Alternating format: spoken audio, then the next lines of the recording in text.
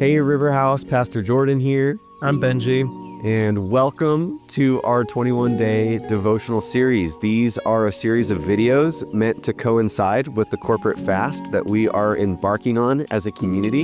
And what you're about to listen to are some short clips from some long-form conversations that Benji and I have had over the last few weeks. Our hope and prayer is that these conversations would magnify the name of Jesus and draw you closer to his presence these 21 days. Bless you. All right, Benj, good to be back with you. Great to be with you, Jordan.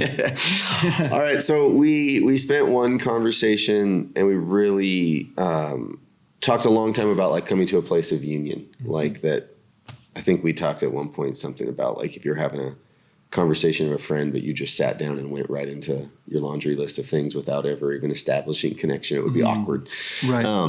And I was someone shared this analogy with me years ago, and I think it's pertaining so much to like a prayer life, is that oftentimes we will spend all this time and energy to come into the presence of Jesus, but then as soon as we get there, we're kind of like prone to leave. Like it's almost like, hey, I got the goosebumps. I felt his peace.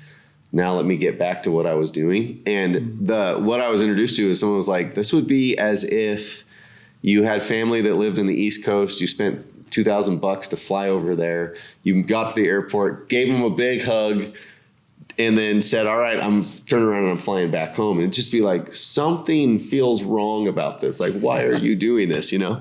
And I think if we're honest with ourselves, we do this with Jesus sometimes, where it's as if we will invest all this time and energy, we experience him, and then we dap him up and go back home.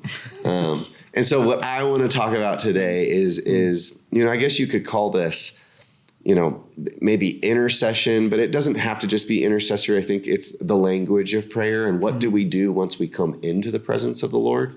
And just like fostering words, listening, silence, what are these different practices that we can explore to learn to commune and really deepen intimacy with Jesus? Yeah. That's helpful. So less, how do I become acquainted in unity with Jesus in a moment of prayer? And more, once I'm there, what do I do? Mm-hmm. Yeah, what do we do in the presence of the Lord? Here I am. Can I ask, in that conversation, what would you say to somebody who maybe feels like they might be there, but they're not experiencing some kind of manifest presence of God? Like I think I'm doing the right things. I think I'm in union with Jesus, but it doesn't necessarily feel like he's here right now. Should they press on more until they feel a certain thing and know that union has been achieved? Mm-hmm. Yeah, I think there's a woman named Catherine Doherty. She wrote a book called Pustynia, which is the Russian word for desert. And she's just a wise sage of prayer, but she said one of the things you have to cultivate is a non-judgmental attitude towards yourself in prayer. We are so prone to like, is this fruitful? Was that anointed? Was this rich? Was this good? And she's like, we should approach prayer with Jesus every day as a child, with a childlike faith that says, today I have a special meeting with God. And it's not so much about the emotional experiences. Sometimes it's emotionally great. Sometimes it's not. So I think, you know, it's coming with that simple faith that says, I'm here and you're listening. You're with me, like you're everywhere, and yet you're dwelling here with me. You'll never leave me to the end of the age. And then just, I think being present, searching our soul. But yeah, I would say let faith. Sometimes we have to stand on faith, not on feelings when it comes. Excellent. And we can't judge ourselves. We get in our heads. I do this still where I'm like, oh, wow, was that even worth it? That hour just felt like I might, da-da-da. And it's like, I don't think God like thinks like that, Yeah. It's just like, I'm delighted to be with you. Could you imagine if the Lord was saying, yeah, you could have performed better in that prayer?